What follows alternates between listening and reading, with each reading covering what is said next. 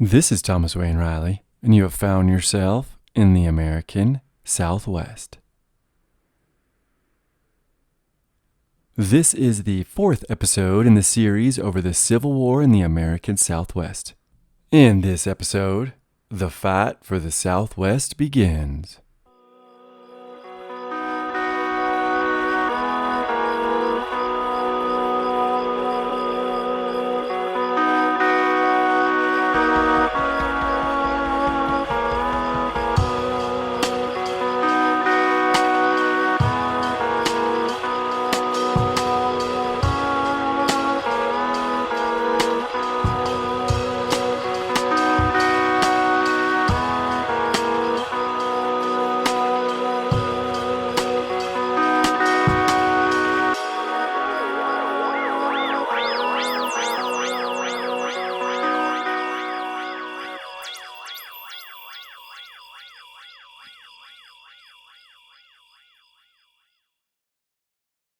This episode is graciously sponsored by one of my new favorite companies, the Buffalo Wool Co. Y'all know I have great love and respect for America's national mammal, the bison. My very first episode was over the wild and woolly beast, so when I tell you I discovered a company that makes 100% bison wool products, 100% in America, you know how excited I got.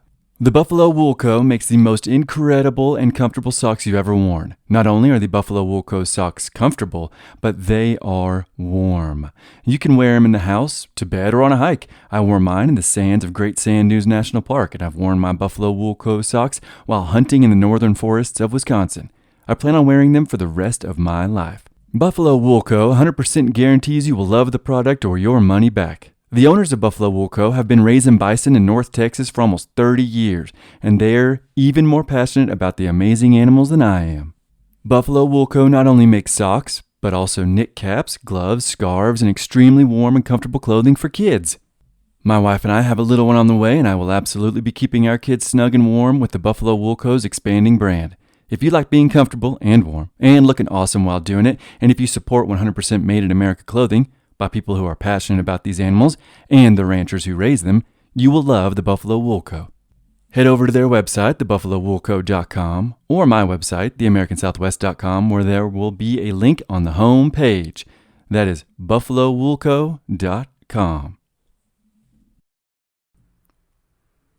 In a revolutionary time when leaders dreamed big, the potential of success in the far west was staggering. First, however, the rebels had to accomplish two vital, no-compromise steps. Arizona had to be maintained as a Confederate territory, and New Mexico had to be redeemed from the Union. Only then could the dreams of empire proceed. Author Donald Frazier, from his Blood and Treasure, Confederate Empire in the Southwest. With war fast approaching, by June of 1861, the newly appointed commander of the Department of New Mexico, Lieutenant Colonel E.R.S. Canby, he got word that the Texan Confederates were planning to invade from El Paso. After he learned that, he frantically wrote to Washington, D.C., which they had not yet understood the enormity of the theater in the Southwest and the consequences of losing those territories. Canby would also attempt to muster more forces in New Mexico. He would go to then-Governor Abraham Rencher, and he would ask for 11 companies of volunteers. Canby would then ask the governor of Colorado, William Gilpin, for 2 companies of militia. Canby, on June 30th, only had 2,466 men in the entire Department of New Mexico, a number he felt was completely insufficient to stop the marauding horde of Texans who at that very moment were amassing at the border. In reality, he had 10 times as many men under his command than did the leader of the incoming rebels.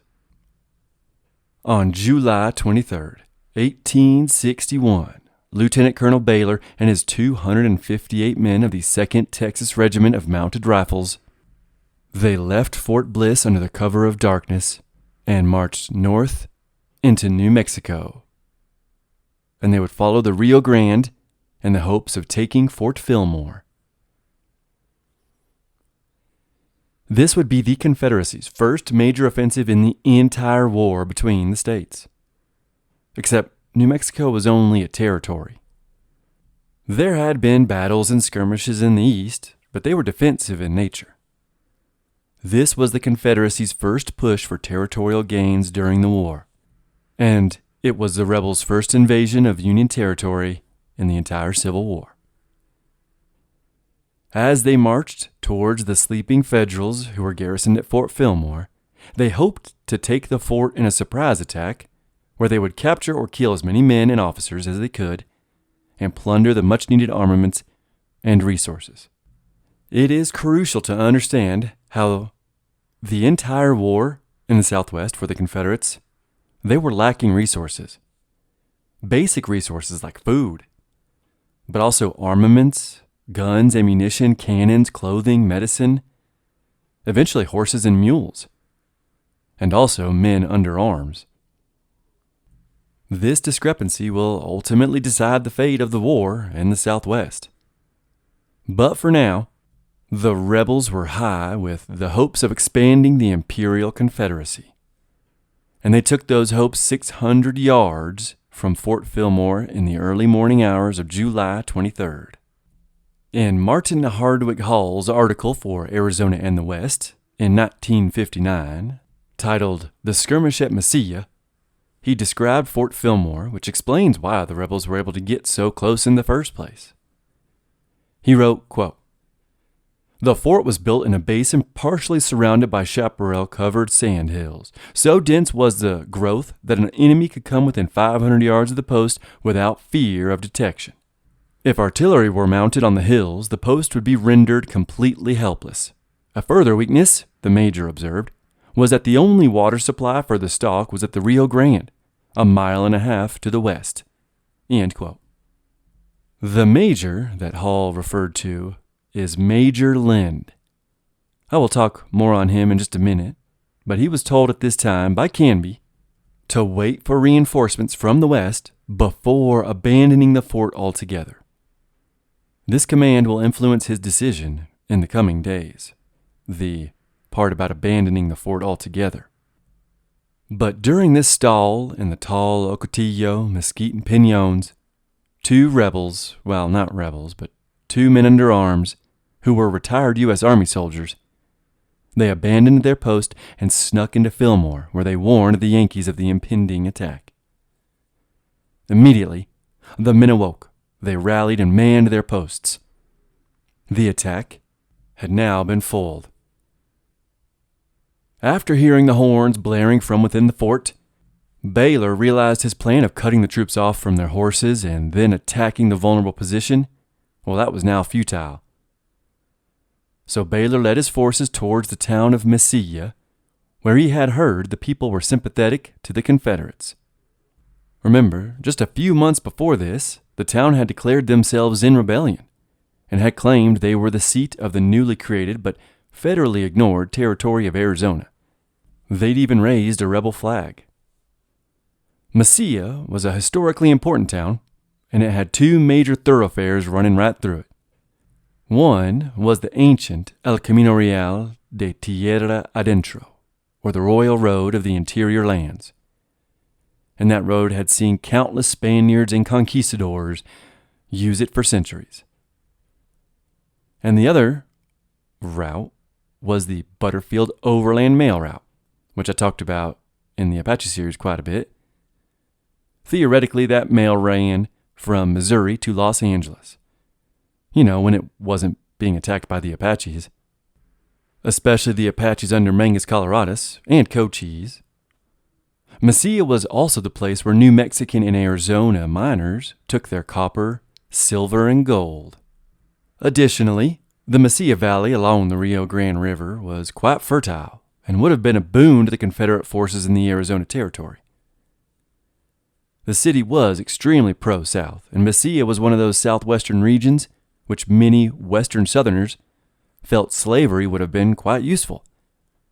One ultra-unionist visitor to Mesilla, as Martin Hall writes in his Skirmish at Mesilla, this ultra-unionist bitterly complained that, quote, This country is now as much in the possession of the enemy as Charleston is." End quote. Baylor hoped to control this important town and with it, access to the wealth, information, and passage of people through future Confederate Arizona. On the way to the town, though, which was only a 6-mile or so march to the north of the fort, the men came upon 7 Federals stationed at Santo Tomas, and they were guarding Union supplies. The men surrendered without a fight. Afterwards, Baylor interrogated them and asked them for information on what the Union forces were doing and where they were doing it. When the men showed no signs of having any intelligence of their fellow forces, Baylor released them, and he told them to tell the commander of the fort, Lynde, about the strength of the coming rebels. Bolstered and in good spirits, Baylor and his Texan rebels then entered the Confederate-aligned town of Mesilla, where they were met with vivas, hurrahs, and quote-unquote manifestations of joy. Baylor became the first Confederate to lead a successful invasion of Union territory, but he was just getting started. At about the same time that Baylor entered the town and claimed it for the Confederacy, a group of Arizona soldiers from that mining town I've talked so much about, that town being Pinos Altos, these men who had called themselves Minutemen, they entered Mesilla as well. Although many of them were leaning towards joining the rebellion, their allegiance was not yet set in stone. So to convince them of their righteous cause, Baylor lined up some speakers who would convince the hardened frontiersmen into signing up with the lieutenant colonel.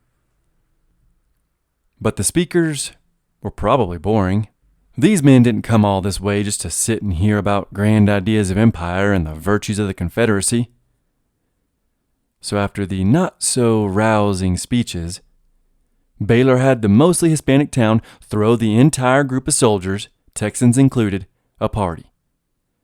One of the men present, a Sergeant Smith, who had led the Pinos Altos Minutemen, he had this to say of the fiesta, quote, "The high cockalorums invited us to a grand fandango that night, and you bet it was a dandy. Whiskey and mezcal and champagne were as free as water. The senoritas came out in their best harness, and talk about love. Every son of us fell in love and came very near ending our war propensities." End quote. And if you are wondering, a cockalorum is a quote-unquote self-important man. I just love the way these guys write. The party obviously worked, and the Minutemen signed up to find and kill themselves some Yankees, although they would end up mostly fighting Apaches, as y'all will remember from the Apache series.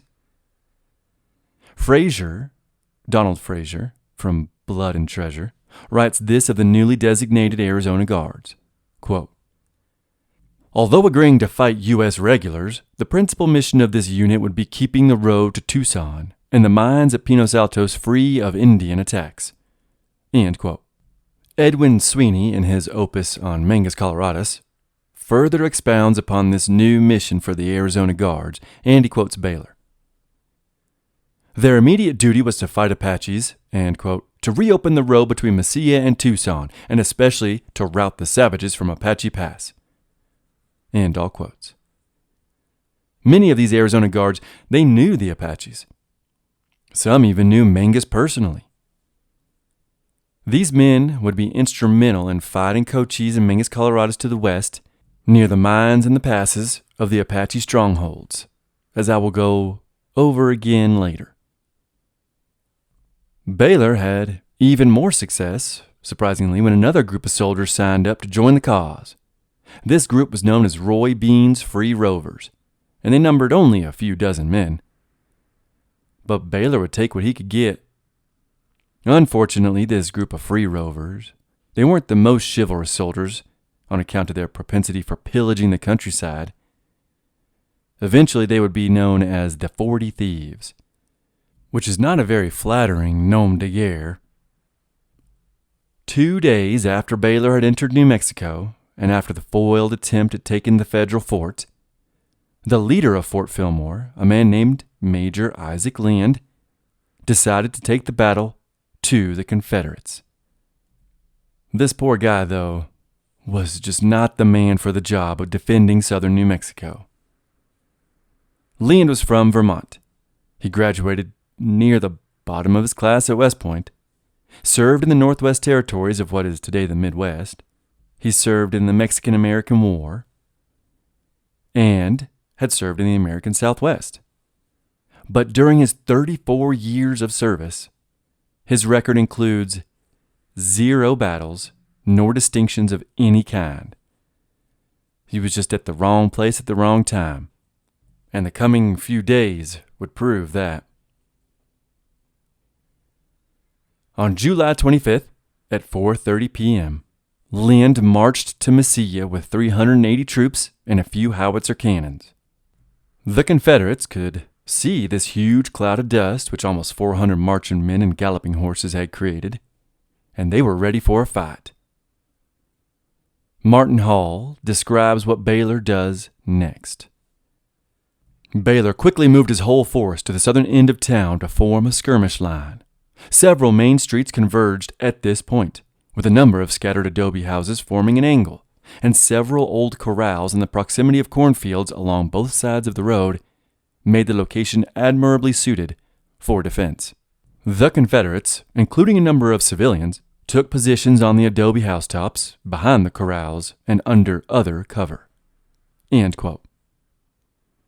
So the rebels were ready.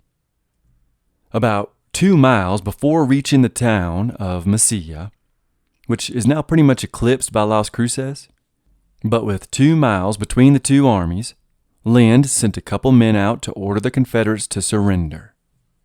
2 Texans, both with double-barreled shotguns on the front of their saddles, they heard the major's request and answered with Baylor's own words. "If you wish the town and my forces, come and take them."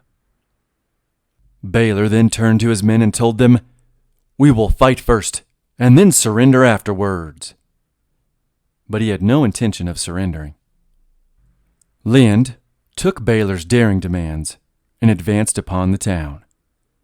He sent 3 companies of the U.S. Regiment of Mounted Rifles under Captain C.H. McNally to go ahead of the marching forces and the cannons to charge at the rebels in the town. Behind McNally, the howitzer cannons fired off their shells, but they just exploded in the air well before their target of the city. The next volley of shots bounced around the rooftops and in the streets without exploding or hurting either soldier nor civilian. At this, the Texan Confederates and the townsfolk, who were again on roofs and in the streets where they could see the battle, they all laughed, and then they taunted the Federals. They yelled, "If you Yankees couldn't hit anything, the war was as good as over. It's time for y'all to go home and give New Mexico to the South." They continued to taunt Lynde as his shells soared over the heads of the townsfolk and the rebel soldiers. And they asked Lynde why on earth he was willing to spill any blood at all. The Confederacy was now in charge. Unbeknownst to Lynde, before the cannons had fired and missed, Baylor had sent a few men with rifles into the thick and tall cornfields to the north of the town, and he had ordered them to pick off the soldiers and officers at his signal. Not very many of the rebels were armed with rifles, so these were the men in charge of taking out the officers. The rest of them stayed behind with their double-barreled shotguns and swords and sabers and lances. All the while, Lynde was attempting to better position his cannons, but they just kept getting stuck in the sand of the southern New Mexican desert. Slowly, agonizingly slow, the cannons and McNally's mounted men were approaching the range of the southern snipers.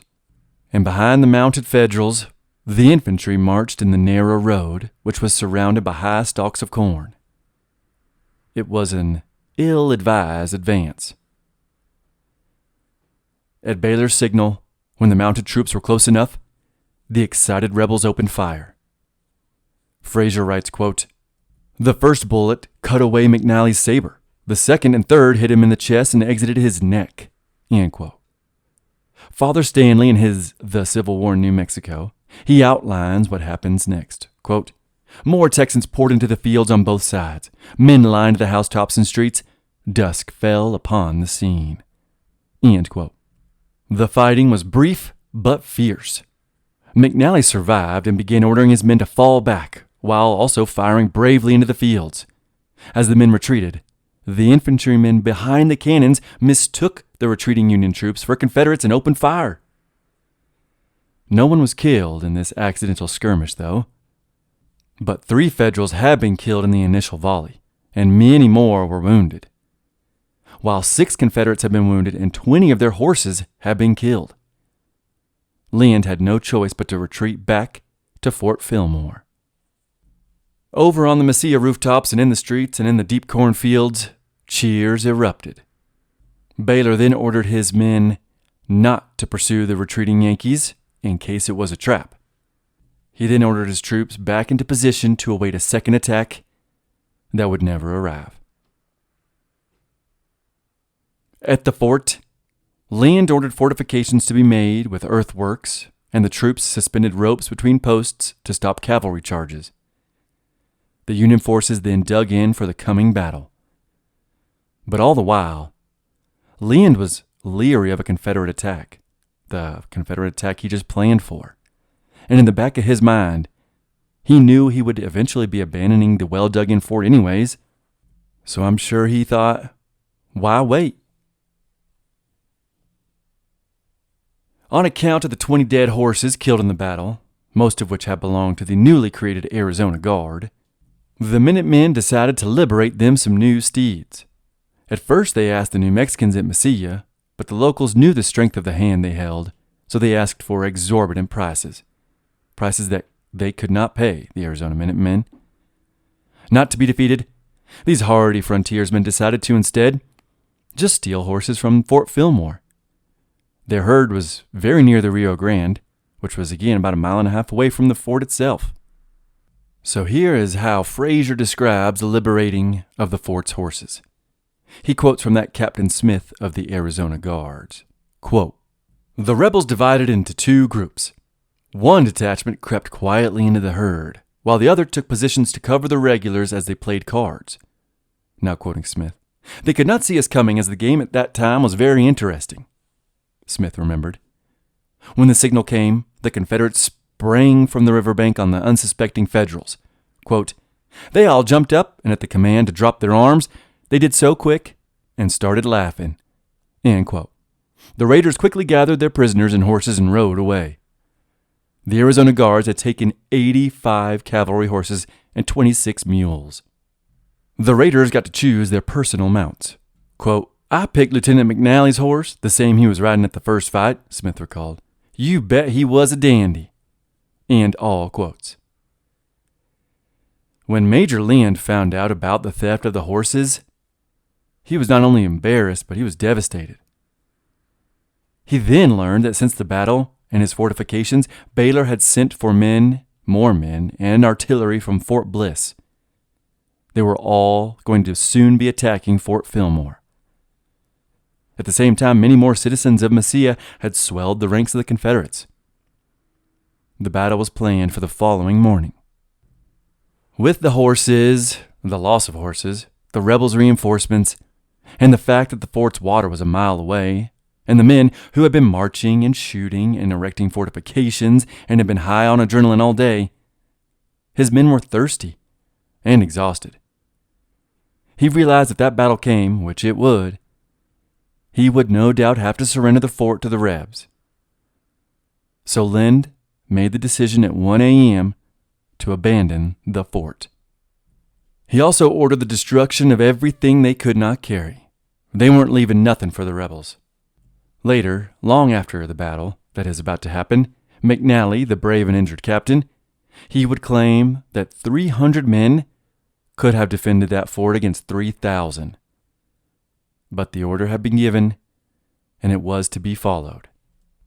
The men then piled the beds up, poured medicine on the heap, and they burned everything they could. Everything except, the story goes, everything except the government's store of medicinal whiskey. Father Stanley writes of this whiskey debacle, quote, "Many of the men decided against throwing away good whiskey, emptied their water cans in favor of the more potent liquid. They did not know it then, but this action was to have telling effects on the march to St. Augustine Springs." End quote. While it is true that many a soldier took some whiskey instead of water, I did read in a footnote of Colton's The Civil War in the Western Territory that the number of soldiers that participated in these spirits had been exaggerated. Regardless, some soldiers absolutely partook, and they would suffer the following day for it. So in the dead of night, during the coolest part of the day, the Union troops, along with 108 women and children, these were the family members of the Federal soldiers, they all marched under Lynde's command northeasterly towards a spring called St. Augustine. A spring which lay 2,000 feet above the scorching valley floor. St. Augustine Spring laid in a pass of the Oregon Mountains, which are east of Mesilla and modern-day Las Cruces. Today, Highway 70 closely resembles the Fort Stanton Trail that the Union troops were following. The trail goes up into a massive pass in the mountains, the same pass the highway runs over today, and then the road goes back down into the scorching desert of white sands before crossing the Tularosa Basin. It was going to be a very difficult journey all the way to Fort Stanton, and it was a journey the Federals would not complete. The going was easy at first, in the cool dark, but once the sun came out, and with it the heat, the problems began stacking up. First of all, the guides Lynde had trusted, it turns out, they had no idea where this spring was. And Lynde, he was clueless of the terrain himself, so the whole column seemed to be wandering. At daylight, Baylor was awoken to news of a dust cloud heading from Fort Fillmore and rising to the northeast. He quickly took his spyglass, ascended to the highest roof, and sure enough, 15 miles to the north, he spotted the entire strewn-out Federal column. The Yankees were attempting an escape. He immediately ordered his men to saddle up and ride for the pass. They were going to overtake him. Meanwhile, Lynde's column was beginning to lag. Many soldiers were no doubt regretting their decision to trade whiskey for water, and their dehydration was only accelerated by the sun and its scorching temperatures. This was late July in southern New Mexico, after all. By mid-morning, the women, the children, the horses, and the men were excruciatingly hot and exhausted. Those that had filled themselves up on spirits were now attempting to barter with those soldiers who hadn't given in to temptation. And then 6 miles from the spring, only 6 miles, the land begins to relentlessly ascend. They were heading up into the Oregon Mountains, again on a 2,000-foot incline. The task, for many, seemed impossible. I've hiked the eastern side of the Oregon Mountains. I hiked the beautiful 4-mile pine tree trail hike. It's in the Oregon Mountains Desert Peaks National Monument, and even that hike was no joke. It was beautiful, though. But I did the hike in February or March, so it was fine. It was actually kind of cool. I could not imagine climbing those dry, harsh mountains in the summer with no water, and a pack full of ammunition, a rifle, and in a cloud of hot dust. That seems insane. Eventually, many of the Federals fell to exhaustion and thirst. Lynde could see no one in pursuit, though, so he promised the staggering and collapsing men that he would return on his horseback with some water. He then proceeded with those still standing to the spring. Once there, though, Lynde was disappointed in what little water the spring held. It was July. Lynde then ordered the mounted men to fill up and take what little water they could gather to the men who had fallen along the trail. He himself also turned back with some water to help his soldiers, but he became so ill he almost fell from his horse. Most likely it was sunstroke. He ordered his men to proceed without him. All the while, though, rumors were trickling in that mounted soldiers were on the way. Lynde wasn't sure if it was the Federal reinforcements he had been promised, or if it was the Texans. He assumed it was the Federal reinforcements. He was wrong. In reality, Baylor was riding hard and fast for his beleaguered troops which were falling on the trail by the minute. The mounted troopers had made it to the spring, but the men on foot were dropping like flies. And then word came from Lieutenant Gibbs. This is the man that Lynde assumed were the men on horseback, his Federal reinforcements. But Gibbs told Lynde, "Look, you've got 8 mounted companies, artillery, and many a man on foot headed your way from whence you came." Lynde mustered what strength he could. He was at this time back at the spring, so maybe he had cooled down and drank his fill. But Lynde rode to the rear, where he confirmed, by the dust and the noise, that, oh crap, Gibbs was right, and the Texans were riding straight for him.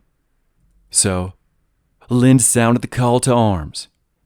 But much to his disappointment, and somewhat unsurprisingly, on account of their fatigue, only 100 men could stand and fight. And stand is putting it loosely. Then even more bad news reached Lynde. His 4 howitzers and the men moving them up had all been captured. They were too tired and hot to fight.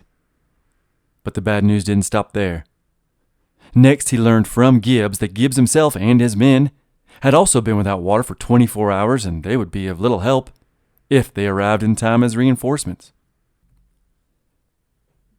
Baylor would later write of the scene he came upon and say, quote, "The road for 5 miles was lined with fainting, famished soldiers who threw down their arms as we passed and begged for water." End quote. Another of Baylor's soldiers was a man named Treadwell, and he would write of the horrible situation they discovered. He wrote it was, quote, "A pitiful sight. Husbands and fathers were scared so bad that they ran off and left them." End quote. Them being their women and children. At several occasions, the Federals would line up in an attempt to repel the Texans, only to collapse in defeat or retreat as a staggering mob. Another soldier at this disaster, a Private Milam Taylor from Texas, wrote, quote, "Well, we crowded on in full chase after the brave birds, and about 30 miles from Mesilla we overtook stragglers of the infantry and disarmed them in squads." End quote. Baylor's forces eventually rode up on Gibbs, and they overtook him without any bloodshed. And then they all parlayed together with the thirsty and hot Lynde, who felt like he had no choice but to surrender. Otherwise, he would have sent many of his own men, and even possibly their women and children, right to the afterlife. Lynde later wrote, quote, "I could not bring more than 100 men of the infantry battalion on parade. Under the circumstances, it was worse than useless to resist. Honor did not demand the sacrifice of blood." End quote. But others in his command would disagree wholeheartedly.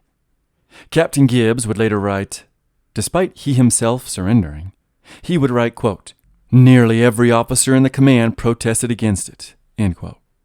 Captain J.H. Potter would also write, quote, "That damned old scoundrel has surrendered us." End quote. And another man of Lynde's, a Dr. McKee, would bitterly write, quote, 11 companies of infantry and cavalry, between 500 and 600 veterans, well-disciplined and drilled troops with 2 pieces of artillery, arms and equipment, some 200 cavalry horses, mules, and wagons, and 200 or 300 head of beef cattle were unconditionally surrendered. Was there ever such a suicidal, cowardly, pusillanimous surrender as that in all history? End quote. A Cuban Confederate, Private D'Amel, would write of the surrender, quote, "Our own force, good, bad, and indifferent, consisted all told of about 280 long-eared, ragged Texans. When Lynde's soldiers found they had to surrender to a mob of ragged Texans, they were ready to mutiny." End quote. Lynde, the seasoned in years, but not really in battle. Lynde, the U.S. Army commander had surrendered to a rugged Texas rancher-led ragtag group of frontiersmen with the aims of establishing a Confederate empire, aims which were just bolstered by his surrender.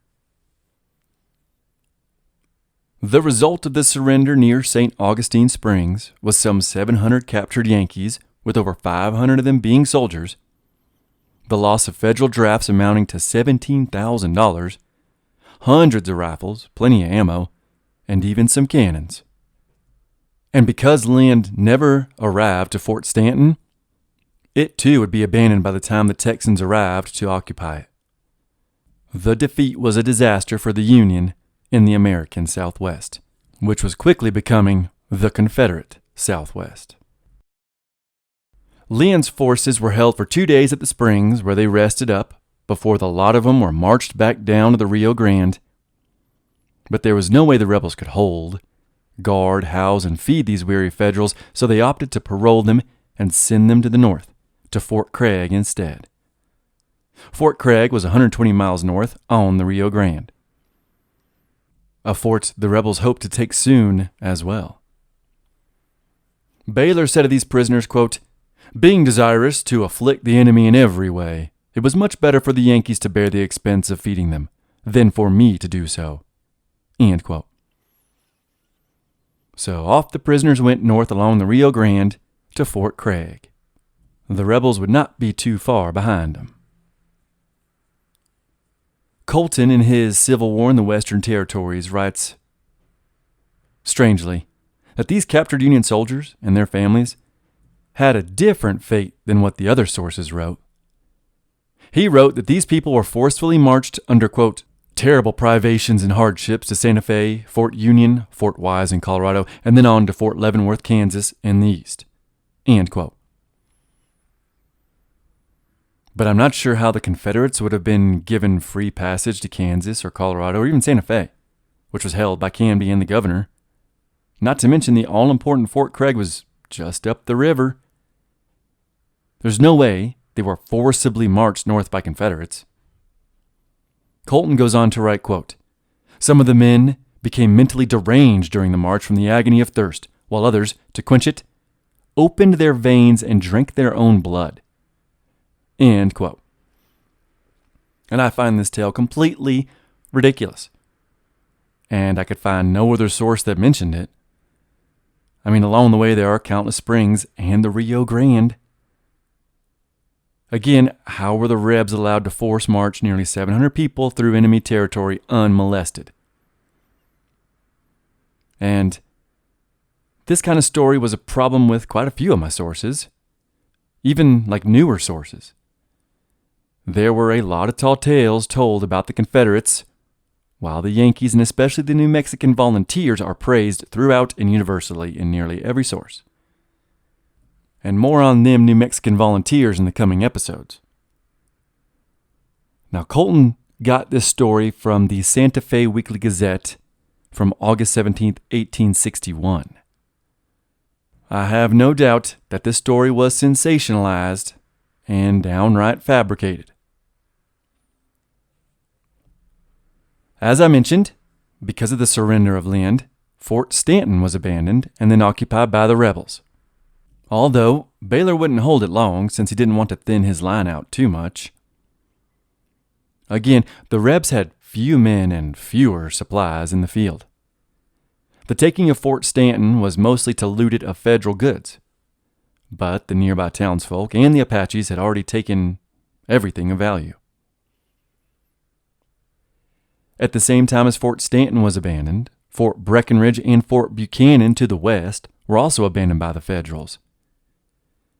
Now, this would have dire consequences for the civilians in Tucson, which I will talk about in the coming episodes and have talked about before in the Apache series. Lynde was fired from the Army in November of 1861 on account of his disastrous surrender. A surrender which I suppose was inevitable, although they probably could have fought it out if Lynde hadn't given such contradictory orders and hadn't bungled the whole affair from the start. He probably should have waited at the fort. He shouldn't have abandoned it at all. especially with Gibbs and his men coming swiftly. And he should not have led such a disastrous retreat. Now, maybe the fact that over 100 civilian women and children were amongst their number, maybe that gave Lynde pause, or I guess pushed him to make the order. But they shouldn't have been there. They should have been sent to Fort Craig as soon as he heard the rebels were advancing from Texas. And also the sunstroke, which had given Lynde a terrible and possibly deadly headache, no doubt forced his ill-fated hand. But Lynde's surrender would anger Washington and force the Union to think more sincerely and fervently about keeping the West in Union hands, although not at first. The surrender also galvanized the citizens of New Mexico. No longer were the Texans a distant and paltry threat. They were winning in the southern half of the territory of New Mexico, and within days, it would no longer be New Mexico at all. On August 1st, 1861, Baylor created the Confederate Territory of Arizona, installed himself as governor, and declared martial law. Baylor declared, quote, "The social and political condition of Arizona being little short of general anarchy, and the people being literally destitute of law, order, and protection, the said territory is hereby declared temporarily organized as a military government." End quote. Mesilla, near future Las Cruces, it was to be the capital.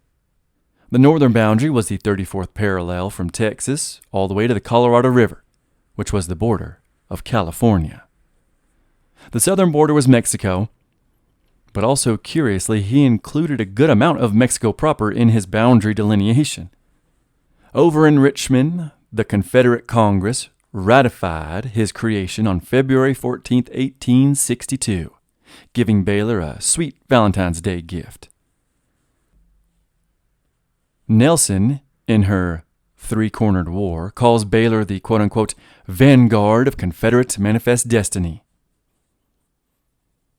The Confederate Empire was growing, and with it, hopes soared that California, Mexico, and the knight's dream of the Golden Circle would soon follow. In the next episode, Baylor and the Confederate Territory of Arizona will have to contend with the Yankees as well as a new enemy, the Apache. This episode is graciously sponsored by one of my new favorite companies, the Buffalo Wool Co. Y'all know I have great love and respect for America's national mammal, the bison. My very first episode was over the wild and woolly beast, so when I tell you I discovered a company that makes 100% bison wool products 100% in America, you know how excited I got. The Buffalo Wool Co. makes the most incredible and comfortable socks you've ever worn. Not only are the Buffalo Wool Co. socks comfortable, but they are warm. You can wear them in the house, to bed, or on a hike. I wore mine in the sands of Great Sand Dunes National Park, and I've worn my Buffalo Wool Co. socks while hunting in the northern forests of Wisconsin. I plan on wearing them for the rest of my life. Buffalo Wool Co. 100% guarantees you will love the product or your money back. The owners of Buffalo Wool Co. have been raising bison in North Texas for almost 30 years, and they're even more passionate about the amazing animals than I am. Buffalo Wool Co. not only makes socks, but also knit caps, gloves, scarves, and extremely warm and comfortable clothing for kids. My wife and I have a little one on the way, and I will absolutely be keeping our kids snug and warm with the Buffalo Wool Co.'s expanding brand.